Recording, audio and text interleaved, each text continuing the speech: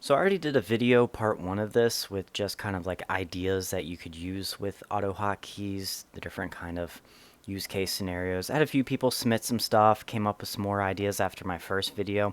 So this is going to be the part two of that video. And once again, if I missed anything in part one or part two that you think's worth mentioning, let me know in the comments below just to share with the other people.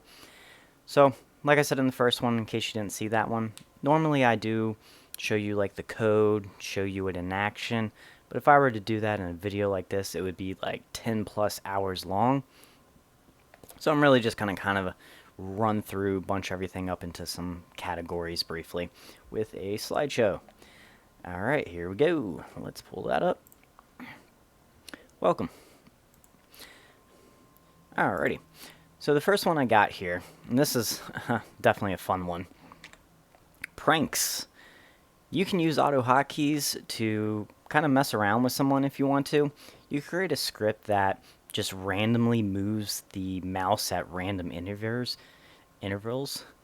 and that's definitely something that people are going to be like, okay, what's going on with my computer? Why does my mouse keep moving? You could also do random pop-ups. Just, after an hour of them being logged in, maybe a message box pops up, or 20 message boxes pop up, just saying whatever you want. There's a lot of different ways you can mess with people, moving their windows. I did a video on how to move windows. You could definitely do something like that. So this is kind of a little fun thing to do. Good April Fool's prank kind of thing. Next one we got is surveys. This is kind of like what I talked about in the first video with test taking. You could do surveys also, asking people stuff, their opinion about something. This is useful at work. We've done this before. And it's a great way to just gather data. Have it saved to an INI video. Another video I did in case you want to see how to save that data. There are a lot of websites out there, SurveyMonkey and whatnot. But if you really want to make it your own, you can definitely do that using a GUI. Also another video done. I'll try to link a bunch of the videos that I mentioned up in this slideshow in the description below, just so you have an idea if you want to kind of continue on with the knowledge of one of these things I'm talking about. Next we got autocorrect. So a lot of programs do have autocorrect built in, but there's a lot of words they might not recognize. Slang, there's always new slang coming out. You might want to have that in there. Or just terms. If you have a job and you have a specific term that you use a lot that's really just unique to your own company, you can have it autocorrect that with a string replace. So that's something that's very useful to do.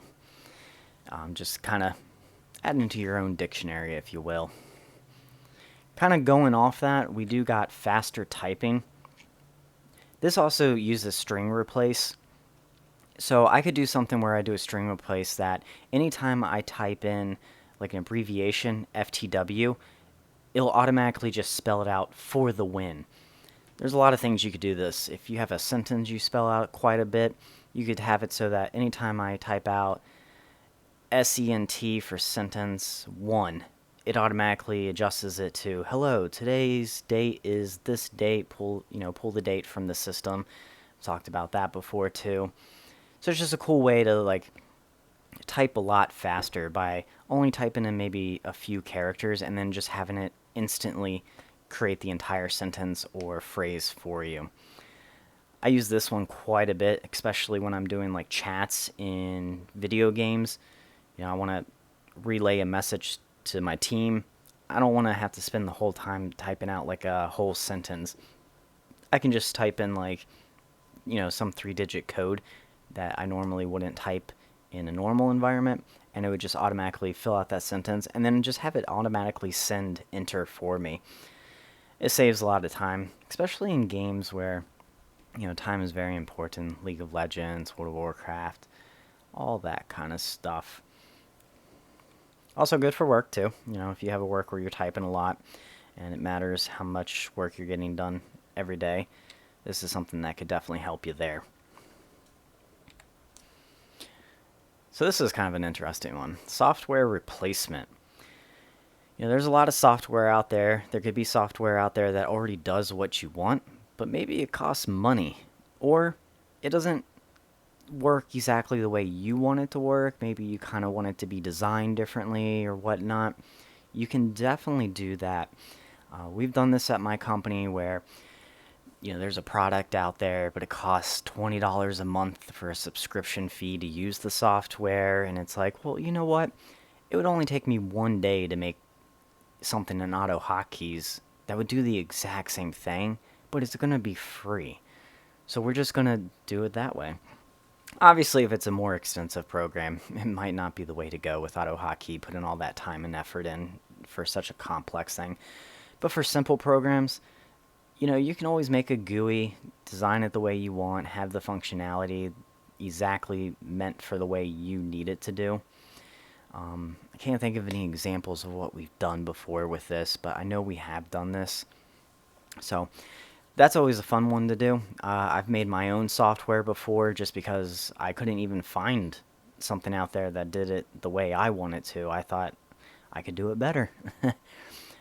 So I made one program that I call StreamRite, which just manages your Netflix accounts, all your other streaming service accounts, and it can actually text you letting you know when you got a new show being released.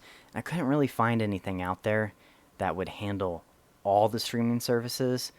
I found something that was like, okay, it only manages Netflix, and then there was another program that only manages Hulu. I wanted something that did it all. So I just ended up creating my own software for that called SteamRite. That's free to download if you guys want to check that out. It's in my channel's description. Definitely love some feedback on there. Sorry, a little self-promoting there. Alright, replace/new menus. So context menus are when you right-click. So if I take my mouse, right-click, this is a context menu.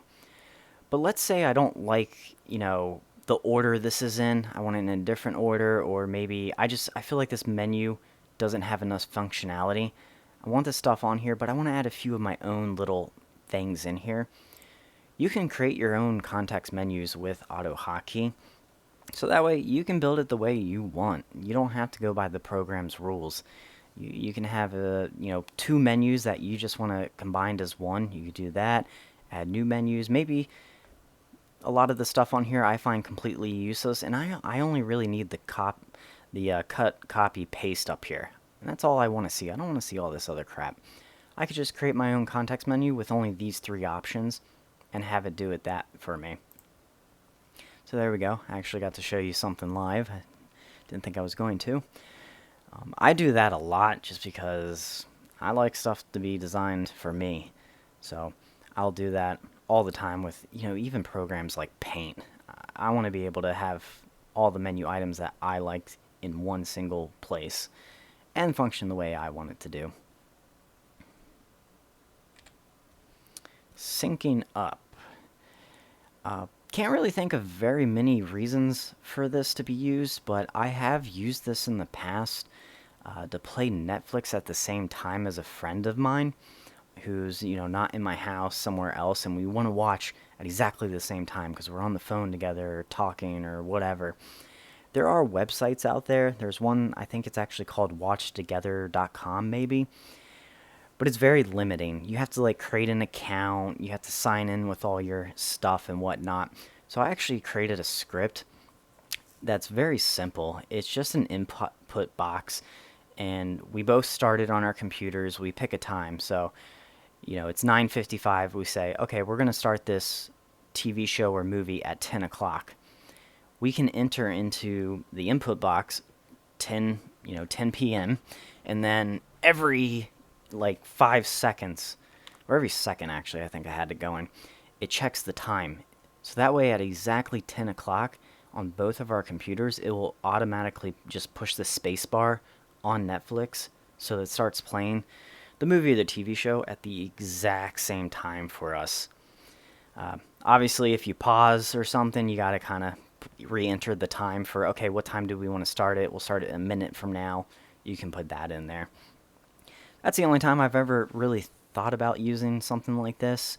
If you guys have any other ideas of where you could use syncing up outside of media, definitely let me know, because I'd be kind of curious to expand on this. Cleaning files. So cleaning files would be kind of like if you just had a Word document or text file, and there's just like a lot of junk in there maybe that you don't want. You could have it remove unwanted text. Anytime this phrase is mentioned, I don't need that stuff in there. I just want to see specific data. You could do, file reads, file appends, string replaces, all that kind of stuff, and just have it clean the file and get rid of all that junk you don't care about. Now, on the opposite end, you might have a file that it's just not formatted very well. Somebody just pulled data from wherever and just copied and pasted into a Word document and sent it to you. It might not be the most readable because maybe you're missing line breaks. There's no paragraphs in this.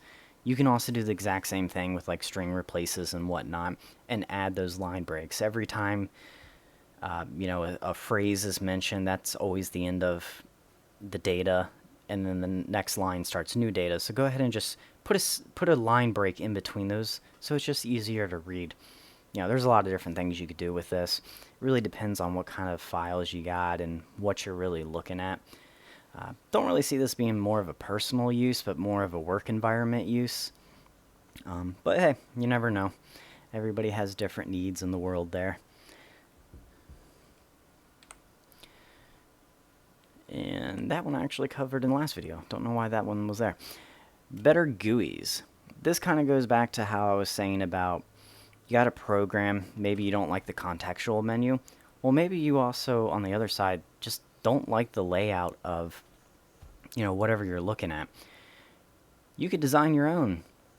Maybe there's a toolbar in a program and you just don't like the order of, the buttons that are there. Create your own GUI that just goes over top of that one and replaces it. You can add more functionality that way, or if you want just a cleaner toolbar, you think there's too much junk on there, you can definitely do that. I mean, you can go crazy with GUIs sometimes. You could replace the entire window if you wanted to, really. I mean, you can even go as far as actually creating kind of like a Chrome mock-up kind of, because you can actually call upon websites in GUIs. So maybe you want to call upon a website and you want buttons at the top where it's, fill form 1, and it automatically fills out that website's information. There's so much you can do with GUIs. It's pretty crazy. I've done a few videos. Once again, I'll definitely put those in the description below. GUIs are by far one of probably my favorite things because you can create like legit looking programs with this kind of stuff, and they're a lot of fun. If GUIs seem a little daunting to you, there's programs out there. The one I use is Smart GUI. It's kind of like using Paint, I guess, is a pretty simple way to explain it. It's like using Paint and drawing buttons, drawing menus, what have you. Programming GUIs manually, it's definitely a little bit much, especially when it comes to like the X and Y coordinates. So definitely probably want to use a program that's out there. They're all free. Super easy to learn, and they'll save you hours worth of time and headache. So definitely try to use those when you go for building a GUI. It's very helpful. Controller support. So I've never actually done this one, but I see this pop up a lot in like different forms. There are programs out there that let you plug up a Xbox or a PlayStation controller, kind of reassign the keys and stuff. But at least from what I hear from people, they're not always very good, or they don't do what they want them to do. A very simple thing to do, and this goes back to my first video where I talked about remapping, is you could remap controllers settings or buttons. So, when you push the X button, I want it to push F on the keyboard instead. So I guess that's a good way to add controller support to video games that don't have controller support built in. They only have keyboard support. So you plug in your Xbox controller and you just reassign them. There is a list out there. You would have to Google it. That shows you what the values are for like an Xbox or PlayStation controller. So that way you can turn, the X button on your controller into an actual hotkey and then have it just mimic a keyboard function. Never done that, but it's pretty easy when it comes to remapping. So yeah, let me know if you guys have done that. I've never done it. Not sure why people don't use the other software that's out there. I guess it's just more complicated than what they need, or maybe they just have some unique situations that they want to do differently than normal. Don't know. Excel. So I kind of put Excel by itself because, at least for me, I use Excel a ton at work. And the one thing I'm really bad at is formulas. Like, I know how to do them and all, but I always forget how to do them, and I'm constantly having to Google, okay, here's what I want to do. I forget what the formula is and what fields I got to fill out. So I created a context menu with a drop down with some of the most common formulas that I use. And all I do is when I have Excel open, I just click whatever formula I'm looking for, and it's going to automatically just insert it in there, and I can make any adjustments I do need. That's way easier than me having to Google constantly what I need. I can just go, okay, there it is, boom. Don't need to remember it. It's probably worse in the long run for me because then I'm obviously not learning. I'm kind of being lazy when it comes to that, but I use that quite a bit. Some other people, I've seen a lot of moving data used with AutoHotKeys in Excel. Move column A to column, B or something, or move everything over one, move everything down, go through and search for certain specific data and then save it to a text file on its own, or create a new Excel file. There's just so much stuff you can do. All this stuff you can do in Excel, but you got to remember how to do it. You got to click the buttons. You got to fill out the formulas. Why not just automate the stuff anyway? Time can add up really fast. It might take you only 10 seconds to do that manually, but AutoHotKey only takes 1 second to do it. Well, if you're doing it, 100 times a week, at the end of the year, you're saving hundreds and hundreds of hours. Those 10 seconds, you'd be surprised. They save up really fast. So even if something's like, you know what, it only takes me 10 seconds to do. Hey, how many times are you doing it? It could be worth it in the long run. So there's something that you can always do. Figure out the math and say, hey, actually, I guess this will save me a lot of time. Other coding languages. So I've seen AutoHotKeys be used for just kind of creating like JavaScript libraries, autofill commands, that kind of stuff. Kind of going back to the whole context menu thing, I've actually seen people who will maybe make a context menu or do that faster typing thing I had just talked about. So maybe they're creating a JavaScript program or extension, and they need to enter a timer. Well, instead of sitting there typing out timer or having the autofill, which honestly I always get really annoyed with because while I'm typing I got all these like tip bars popping up, I can just context menu, timer bar, and poof, it spits the code out for me. So it's kind of cool to see that AutoHotKeys can also be used to support other language building and just automatically filling out stuff for you. A library kind of having like a function that you're putting in all your scripts all the time. You could just have it so you click a single button in AutoHotKey and it just spits out that whole function that you use all the time versus you having to find it on your computer, copy and paste it over. And on top of that, actually, I've seen people use AutoHotKeys to build AutoHotKey scripts in the same way. So, supports itself, supports other languages, which is really cool. Now this is 100% my favorite. AI. So a lot of people hear AI, they get a little overwhelmed. They're like, oh my god, that sounds so advanced and complicated. And it can be. But all in AI is just a whole bunch of ifs. If this, then do this, or answer this, or else do that. AI is a lot of fun. I've done this before at work where we created an AI. It was a very simple one that basically read the first few pages of a PDF and it looked for keywords within that document and then made a decision on, okay, this document is meant for this department, and they would automatically send it to that department. So it was able to make decisions. But then we could also say in there, okay, even though you found all these keywords, but if this one phrase is mentioned, then actually go to another department instead. So you can get very complex with an AI, or just as simple as you want, as simple as it's just making a few decisions based off some keywords in a text. I've seen people use this with chatbots. You know, if the person responds, hello, well, then just say hello back.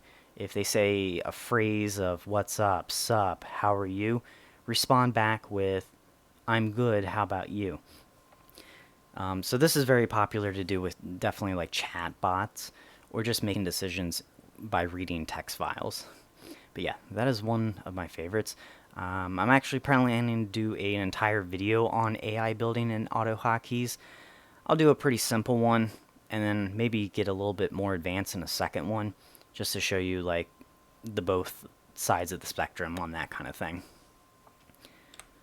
So thank you for watching. Please subscribe, please like, please share, whatever you can do to help me. I always love that kind of stuff. I think I pretty much ran through all the stuff I can really think of. If I get a bunch of comments back in one of these two videos that I think it's worth making a third video, I definitely will. But I think this one, covers a lot. It should give you guys a pretty broad idea of what you guys can do, goals, projects, maybe improving something you're already working on or have in the past. Definitely let me know, and we'll see if I do a third one. I don't know, but I want to thank you guys for watching. Have a great day.